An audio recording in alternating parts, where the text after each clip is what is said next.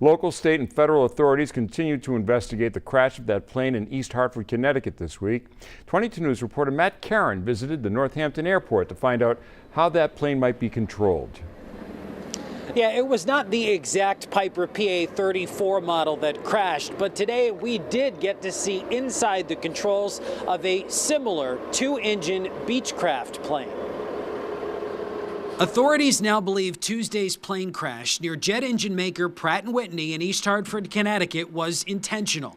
It's too early to speculate what brought the plane down, which was occupied by a flight instructor and a foreign flight student.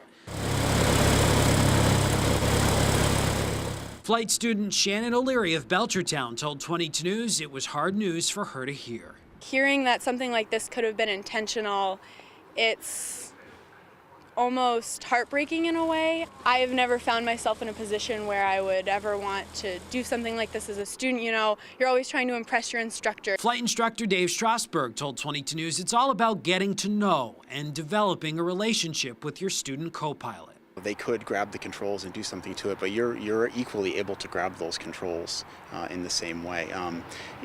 You know, it's just a matter of building that rapport with the student and understanding who's in charge of the aircraft. This plane is a Beechcraft Duchess 76, and it's very similar to the plane that crashed in East Hartford. It's a twin-engine plane, it's a training plane, and it has dual sets of controls, one for the student and one for the instructor. There may not be an override button, but Strasberg told 22 News there's constant communication in the cockpit, and a good instructor will bring the plane to a safe altitude for flight training. Too low can cause problems. If he surprised the instructor and he wasn't expecting it, and grabbed those controls, there may be some reaction time. They're close to the ground.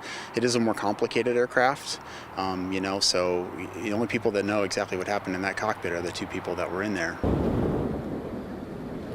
The deceased student flyer was 28-year-old Jordanian man named Firas Frikta. Live at our Hampshire County Bureau in Northampton, Matt Caron, 22 News.